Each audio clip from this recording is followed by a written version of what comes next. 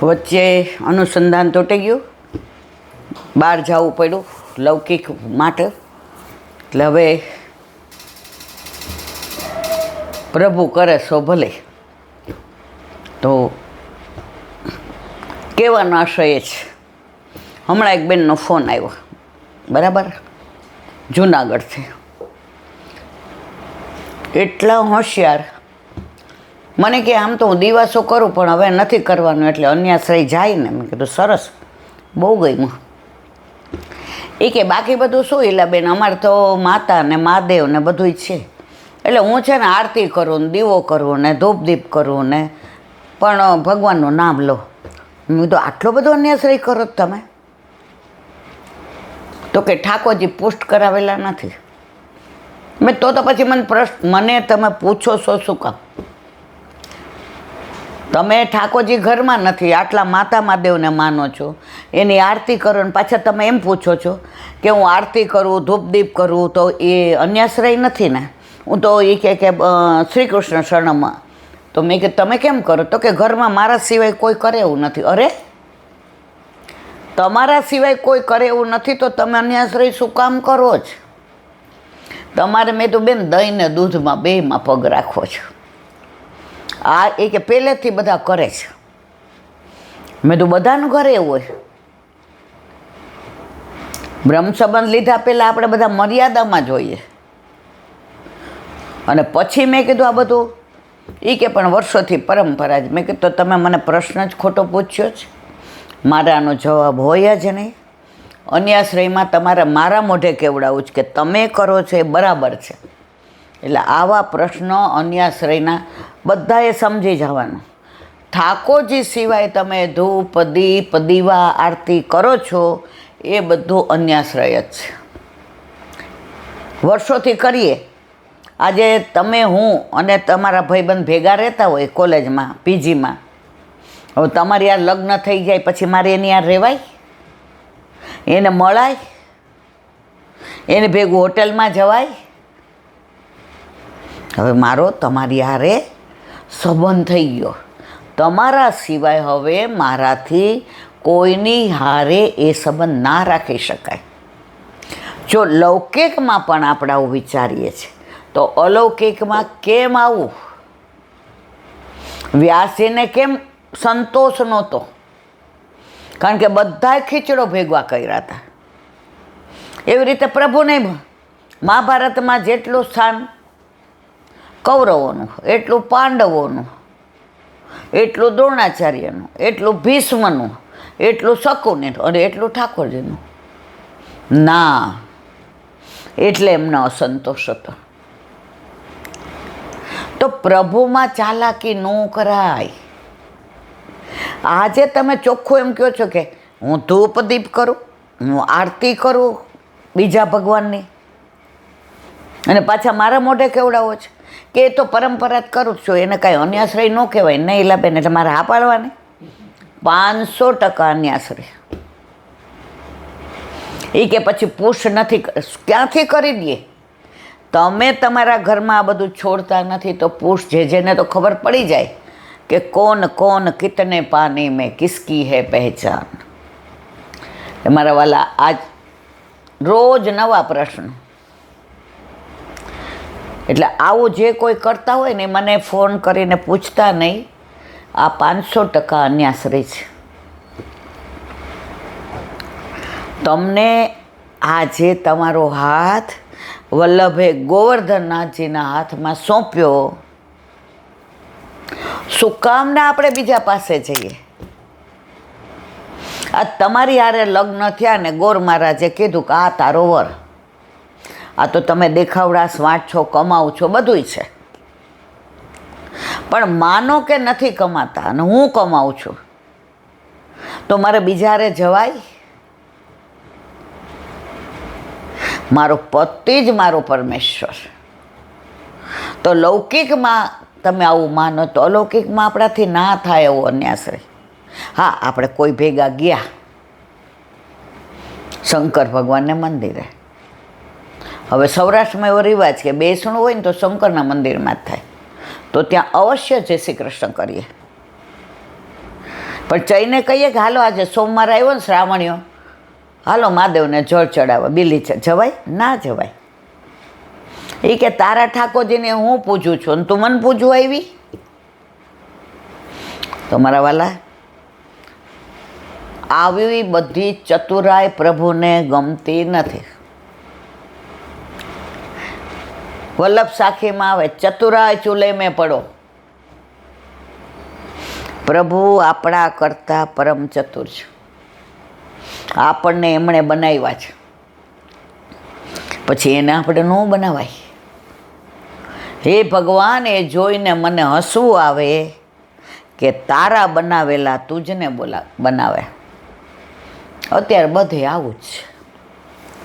બોલો વલ્લભા. એક નાની વાત, હવે મોડું થશે નહીં આ બધું કરવાનું છે. એક રાજા હતો, એના રાજગુરુ હતા, અને એના રાજગુરુને એટલું જ્ઞાન, એટલો અનુભવ કે આજુબાજુના રાજવીઓને પણ કાંઈ જ્યોતિષનું હોય કે લગ્નનું હોય કે વાસ્તુનું હોય, પૂછવા આ રાજગુરુને આવે. અને રાજા રાજી થાય કે મારા રાજગુરુ પાસે એટલું બધું જ્ઞાન છે અને છતાંય દીનતા છે. એટલે સવારે રાજગુરુ આવે, ચાલુ થાય રાજ દરબાર. એટલે રાજા બિરાજે સિંહાસન પર, અને રાજગુરુને પધરાવીને રથમાં માણસો આવે, બોલતા આવે, રાજગુરુ દેવ કી જય. રાજા સિંહાસન પરથી ઊભા થઈ જાય, ગુરુને સામે પધરાવા જાય, ચરણ સ્પર્શ કરીને પગે લાગે, એમને એમના આસન પર બેસાડે, ચરણ સ્પર્શ કરીને પોતે પોતાના સિંહાસન પર બેસે. હવે દરેક જગ્યાએ કાન ભંભેરણીવાળા હોય ને હોય. હવે એક બ્રાહ્મણ આવ્યા, મોટા પુરોહિત. એને બહુ દાદ ચડતી હતી કે આ રાજમાં આ પુરોહિત છે ત્યાં સુધી આપણો મેળ પડે ને. મેળ પાડવો હોય તો કરવું શું?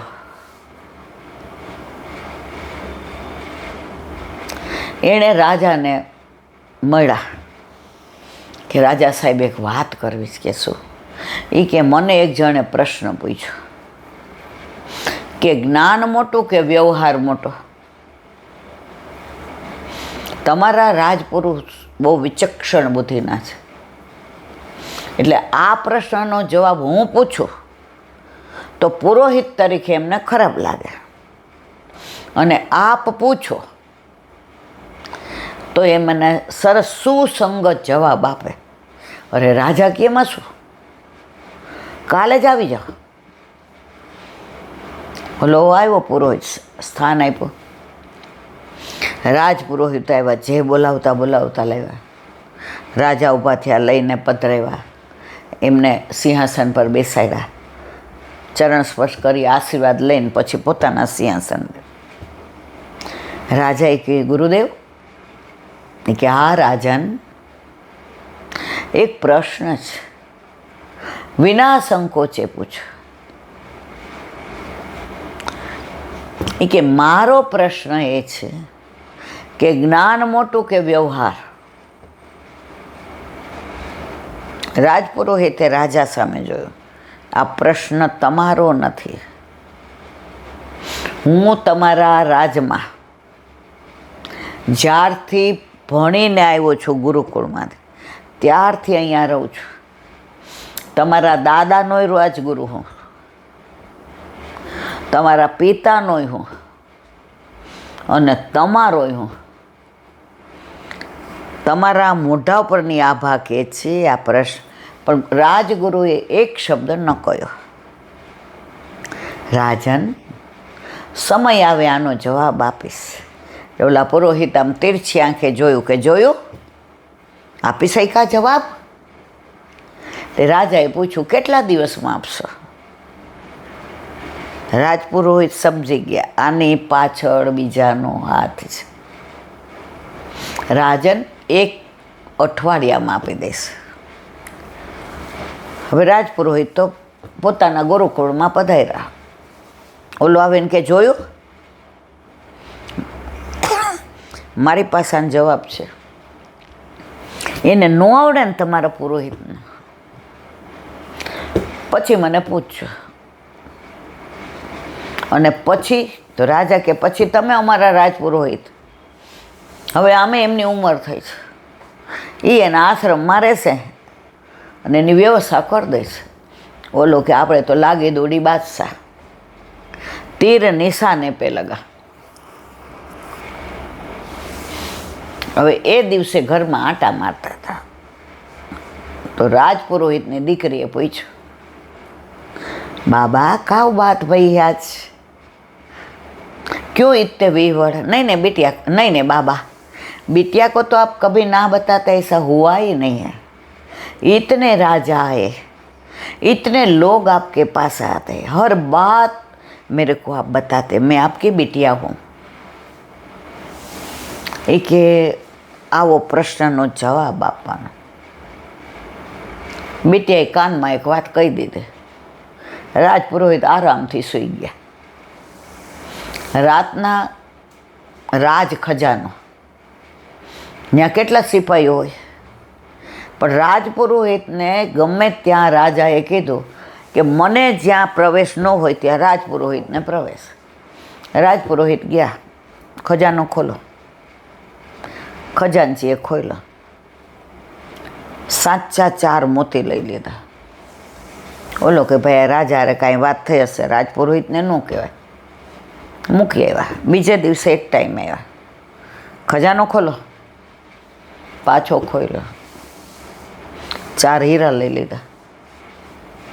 ત્રીજે દિવસે એક ટાઈમ આવ્યા, ખજાનો ખોલો, 4 પરવળ લઈ લીધા. ખજાનામાં જેટલી વસ્તુ હતી બધી 4 લઈ લીધી. હવે 7મે દિવસે ખજાનચીથી ન રહેવાનું. રાજપુરોહિત છે, બધી છૂટ છે, સમજીએ છીએ, છતાં પણ મારે રાજાને વિદિત તો કરવા પડે, રાજાને જણાવવું તો પડે. રાતના જઈને કહ્યું, રાજન, અરે ખજાનચી સાહેબ, આવો આવો આવો આવો. કાંઈ અજુગતું તો નથી બની ગયું ને? રાતના આવવું પડ્યું. ક્ષમા કરજો, પણ મારે જે વાત કરવી છે એ મને ફાંસી દો તો મારે કર. અરે વાત તો કરો. રાજન, 7 દિવસથી રાજપુરોહિત રોજ આવે છે, મને ખજાનો ખોલવાનું કહે છે, અને રોજ 4 મોતી, 4 હીરા, 4 પરવળ, 4 માણેકને. હવે મારાથી ના રહેવાયું. આમ તો ખજાનો ખાલી થઈ જાય. એ કે રાજપુરોહિત આવે છે? એ કે હા. 4 અંદરથી લઈ જાય છે? કે હા. રાજા કે મારી યારે વાત નથી. અત્યાર સુધી હું એમને દક્ષિણા વધુ આપો તો કે રાજન મારો બગાડ થશે. મારા જીવનની સંસારની વ્યવસ્થા માટે તમે જે અનાજને બધું મોકલાવો છો એ મારે પૂરતું છે.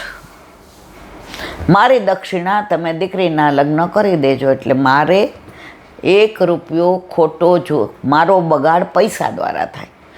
એ પુરોહિતને આટલી બધી એને દીકરીને દેવું તો મને વાત કરવી હતી ને.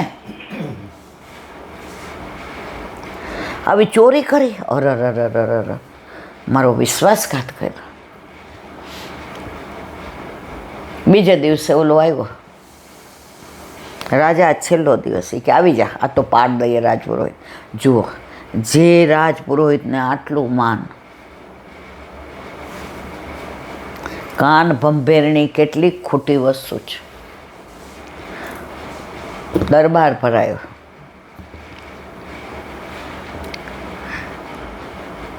રાજપુરોહિત આવ્યા, જે બોલાતી હતી. રાજા ઊભા ન થયા સિંહાસન પરથી, લેવાય ન ગયા, ચરણ સ્પર્શે ન કર્યા, પગે ન લાગ્યા, ઊભા જ ન થયા, બેઠા રહ્યા. રાજપુરોહિત કે બરાબર તીર લાગી ગયો છે, હવે જવાબ આપવાનો આનંદ. બેઠા. રાજા કે રાજપુરોહિત આજ છેલ્લો દિવસ છે. એ કે હા, આજે મારે જવાબ આપવો છે. એ કે તમારા અને આ પુરોહિત આવ્યા છે એનો જવાબ સરખાવશો. ઓલાને પૂછ્યું, બોલો, જ્ઞાન મોટું કે વ્યવહાર? ઓલો કે આ તો સવાલ જ નથી, જ્ઞાન જ જીતે ને, વ્યવહારને અને જ્ઞાનને તો લેવા નહીતર દેવા. રાજા કે વાહ વાહ વાહ વાહ વાહ વાહ. હંમેશા રાજા બોલે એટલે ચમચાઓ બોલ્યા વિનાના રહે જ નહીં, ત્યારે હોય કે અત્યારે હોય. હવે રાજપુરોહિતને કીધું, આપનો શું જવાબ છે? એ કે પહેલાં તમારા ખજાનામાંથી જે મેં લઈ લીધું હતું, ચોયરું નહોતું. ચોયરું એને કહેવાય કે તમારા ખજાનચીને હું કહું નહીં કે ખોલો, અને તમારા ખજાનચી તમને કીધા વિના રહીને